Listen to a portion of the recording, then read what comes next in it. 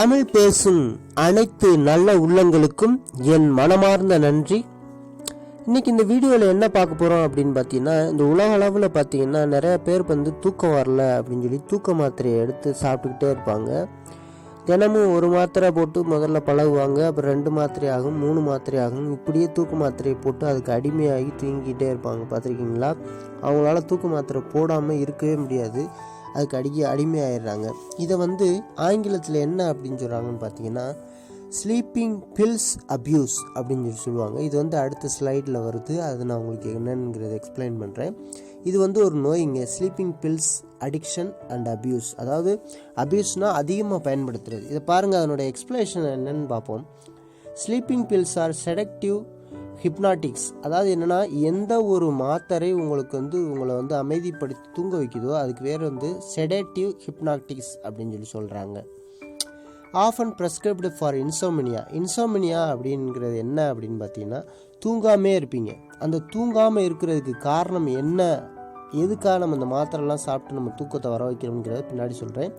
இந்த sedative hypnotic ட்ரக்னா என்னங்கிறத பாருங்கள். இது வந்து ஒரு கெமிக்கல் சப்ஸ்டன்ஸ். அதாவது ஒரு மாத்திரைனாலே அதில் வந்து ஏதோ ஒரு கெமிக்கல் கலந்ததுனால தான் அது வந்து மாத்திரைன்னு சொல்கிறாங்க.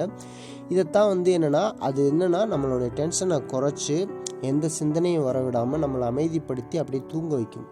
ஸோ இதைத்தான் வந்து ஆங்கிலத்தில் என்ன சொல்கிறாங்கன்னா செடேட்டிவ் ஹிப்னாட்டிக் ட்ரக்.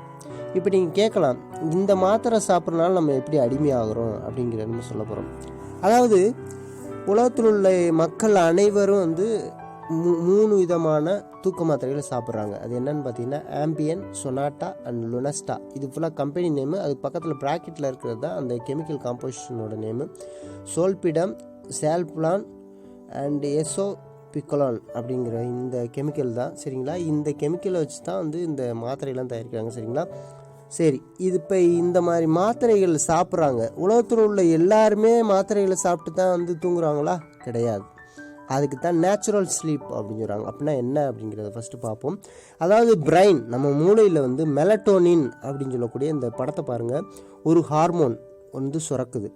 அந்த ஹார்மோன் வந்து என்னென்னா released primarily by the pineal gland அப்படின்னு சொல்கிறாங்க. அதை பற்றி நான் பின்னாடி எக்ஸ்பிளைன் பண்ணுறேன். பைனியல் கிளாண்ட்னா என்ன அப்படிங்கன்னா, மூளைக்கு உள்ளே வந்து ஒரு சின்ன பட்டாணி மாதிரி ஒரு ஷேப் இருக்கும், அதான் பைனியல் கிளாண்டுன்னு சொல்கிறாங்க.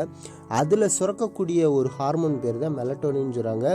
இந்த மெலட்டோனின் என்ன பண்ணுமா, that regulates the sleep wake cycle. அதாவது நம்ம எந்த டயத்தில் தூங்குகிறோமோ அதே டயத்துக்கு நம்ம தூங்குவோம், அதே டயத்துக்கு நம்ம காலையில் எந்திரிப்போம். இதுதான் வந்து ஸ்லீப் வேக் சைக்கிள் அப்படின்னு சொல்கிறாங்க. இதை வந்து ஆங்கிலத்தில் என்ன சொல்கிறாங்கன்னு பார்த்தீங்கன்னா, சர்க்காடியம் ரிதம் அப்படின்னு சொல்கிறாங்க. சரிங்களா? இப்போ உங்களுக்கு புரிஞ்சிருக்குன்னு நினைக்கிறேன். அதாவது இந்த மெலட்டோனின் ஹார்மோன் வந்து மூளையில் பைனியல் கிளாண்டில் வந்து சுரக்குது. இந்த பைனியல் கிளாண்டில் சுரக்கக்கூடிய இந்த ஹார்மோன் வந்து என்ன பண்ணுது அப்படின்னு பார்த்தீங்கன்னா, நம்மளை சரியான டயத்துக்கு நம்ம தூங்க வைக்குது, சரியான டயத்துக்கு எந்திரிக்கும். சில நேரம் பார்த்துருக்கீங்களா, நீங்கள் 10 மணிக்கு தூங்குவீங்க, டெய்லி 10 மணிக்கே உங்களுக்கு தூக்கம் வரும். ஸோ இதுக்கு பேர் தான் வந்து ஸ்லீப் வேக் சைக்கிள். அதுதான் ஆங்கிலத்தில் சர்க்காடியம் ரிதம் அப்படின்னு சொல்கிறாங்க. இப்போ உங்களுக்கு புரிஞ்சிருக்கும், இது சரியாகாத காரணத்தினால தான், இந்த மெலட்டோனின்ங்கிற ஹார்மோனில் பிரச்சனை வர்றதுனால தான் உங்களுக்கு தூக்கம் வராமல் நீங்கள் ஸ்லீப்பிங் பில்ஸ் எடுத்துக்கிறீங்க. அதுக்கு என்ன காரணங்கிறத நான் பின்னாடி சொல்கிறேன். இந்த பைனியல் கிளாண்ட் அப்படின்னா என்னென்னா, is a small pear shaped gland in the brain. It is function is not fully understand. Researchers do know that it produces and regulates some hormones including melatonin. Melatonin is best known for the role it plays regulating sleep. அதை நான் ஏற்கனவே சொன்னேன். Melatonin சுரக்கக்கூடிய இடம் பார்த்தீங்கன்னா அந்த biennial gland. இது வந்து பார்த்தீங்கன்னா பட்டாணி மாதிரி சின்னதாக உருண்டையாக இருக்குமா மூளைக்குள்ளே. இதில் சுரக்கக்கூடிய இந்த ஹார்மோன் தான்.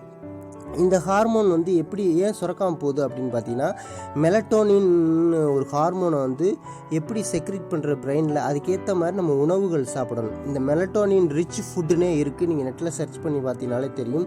அந்த மாதிரி சாப்பாடுகளை நீங்கள் சாப்பிடாமல் விட்டு உங்கள் மூளையில் வந்து அந்த மெலட்டோனின் ஹார்மோன் வந்து செக்ரிட் ஆகிறது வந்து எப்போ வந்து இம்பேலன்ஸ் ஆகுதோ, அதாவது ஒரு 50% சுரக்கணும் அப்படின்னா அதுக்கு பதிலாக வந்து ஒரு 30% இல்லை 20% சுரக்கணும்னா உங்களுக்கு தூக்கம் வராமல் போயிடும்.